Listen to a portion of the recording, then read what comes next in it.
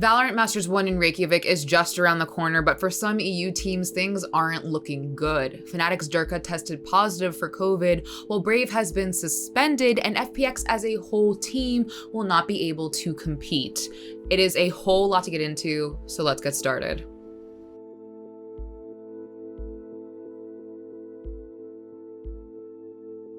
All right, y'all, so if you don't know who Fnatic is, they're one of EU's best and brightest, filled with insane duelists like Durka, five-head shot calling, and theatrics from Boaster. They're just a really tight team all around. They never quite made it to the top, making it to many Masters events and even champions, but not quite finding their winning footing. Now in late January, the team decided to replace Doma with a Russian Sova player, Brave AF, for the 2022 VCT season. So with Brave on the roster, Fnatic managed to qualify for Iceland after a grueling 44-round match against Gambit. But after that marathon qualifier match, the team ran into some big problems. Brave is from Russia and currently lives there. Back in February, Russia invaded Ukraine and is still waging war on Ukrainian soil. This prompted many tournament organizers to restrict Russian players from competing in their events or even banning them outright. So naturally, there were questions from fans about what this would all mean for Russian esports pros, and Durka fielded some of them on stream. If you guys make Iceland King get Brave out, I don't think it will be possible. Basically, Brave is unable to travel to Iceland due to visa issues and travel restrictions that have stemmed from the Russian invasion of Ukraine. On March 30th, YXO posted a tweet containing DMs allegedly showing Brave support for the Russian invasion of Ukraine. We did an in-house translation of the Russian, and here are some things to note.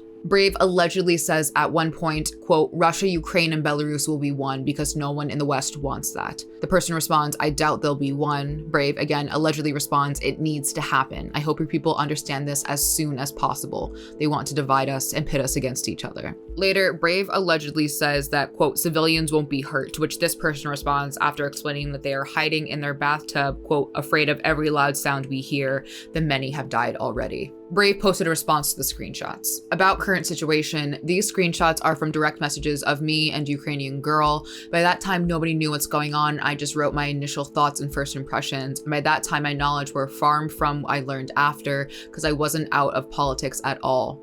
You can clearly see on those pictures that I want this to end ASAP and don't want people to get hurt or killed. Later that day, Fnatic announced Brave was suspended pending an investigation of the situation. But even without a suspension, Brave was not going to be able to play in Iceland because of those visa issues. Whilst Brave AF has been suspended from the roster pending a current investigation, it became apparent to us beforehand that he would be unable to attend Masters due to visa issues and circumstances involving international flight from Russia. So right now, we still don't know the results of the investigation. Brave is still suspended for those alleged DMs. But no matter what happens, Fahey is going to be starting in Iceland. But Fnatic's troubles don't end there. Remember earlier I mentioned Durka, Fnatic's star duelist? Well, he's tested positive for COVID-19. Fnatic announced the positive test on April 1st and said that if necessary, Hyber would fill in for him. And to be clear, this was not an April Fool's joke. Durka said he's feeling fine with minor symptoms, but in order to travel to Iceland, he needs to produce a negative test. As of writing this script, Durka is still COVID positive.